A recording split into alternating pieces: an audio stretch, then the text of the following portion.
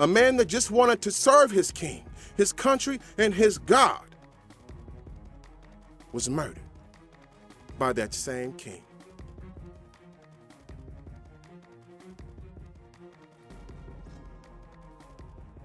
Well, here we have King David, a man that came up the ranks with God's favor, a man who was both bold in the face of giants and faithful in the face of fear, was now able to take Bathsheba as his own wife.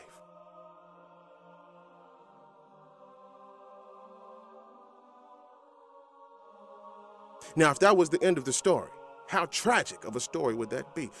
But it gets worse. Because the thing that David done had displeased the Lord. The Lord was so displeased with David that he sent a prophet by the name of Nathan to deal with David.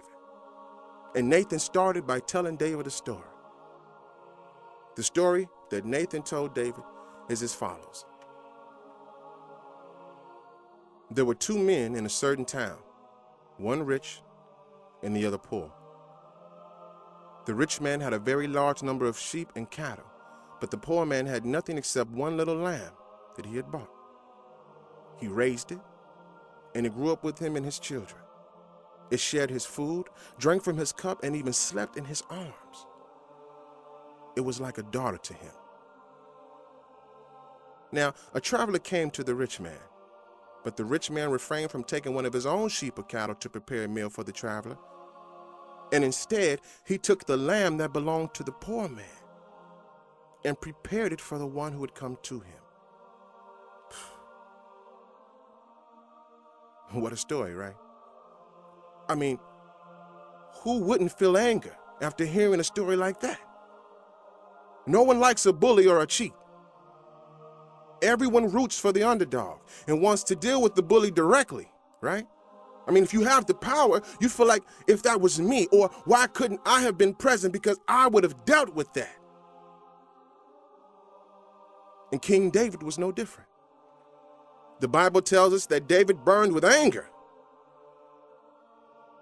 and told Nathan that as sure as the Lord lives, the man who did this must die, and that he must pay for the lamb 4 times over. He goes on to say that the reason that judgment should be passed on this man is because he had no pity. To which Nathan answered, "You are that man." Now let's take a second to reflect on this whole situation thus far.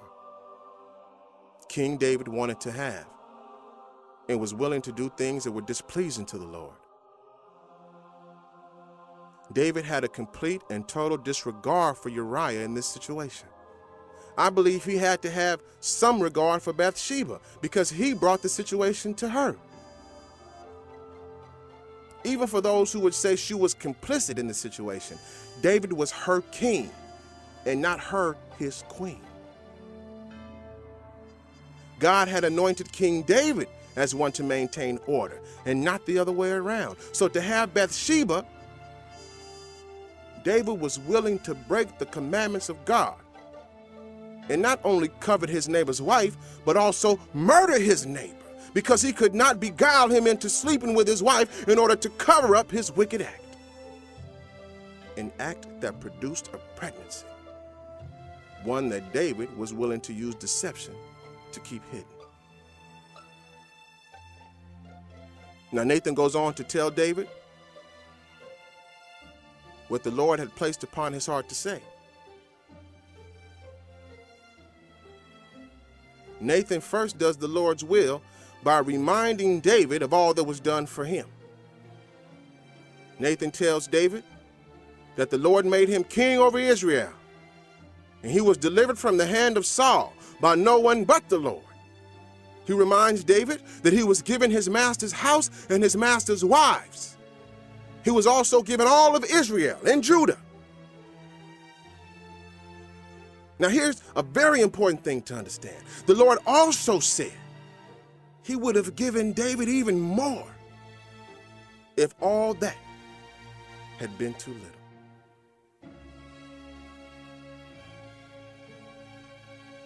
You see, King David and the Lord had a very special relationship.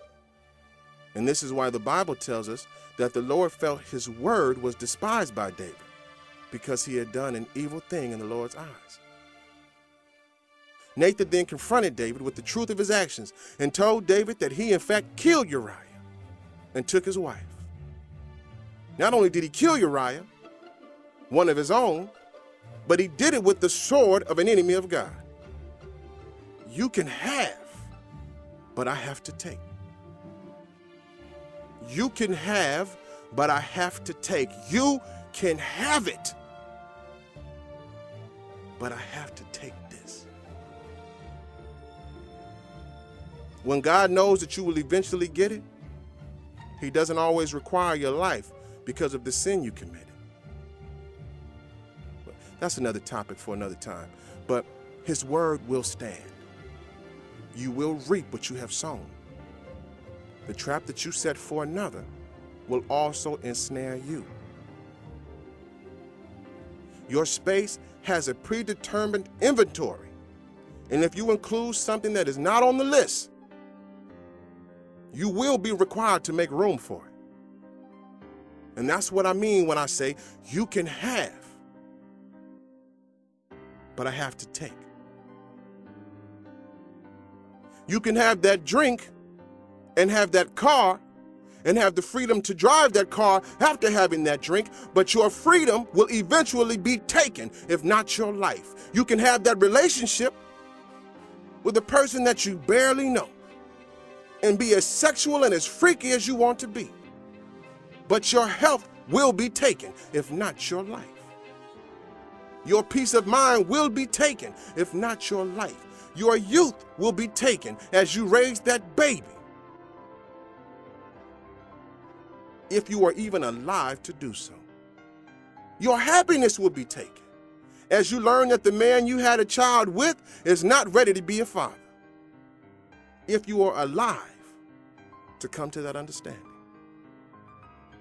Yes, you can use those drugs, but your children will be taken from you and put with the state or in foster care.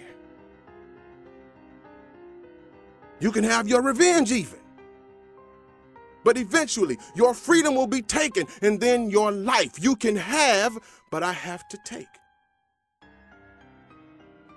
I can go on and on, because this is an absolute when it comes to our existence on this planet. You can have, but something has to be taken. In this case, David was able to have Bathsheba and his life. But look at what was taken from him. Nathan went on to tell him the will of the Lord, which was that the sword would never depart from his house. What did this mean? It meant violence would be a constant in his home.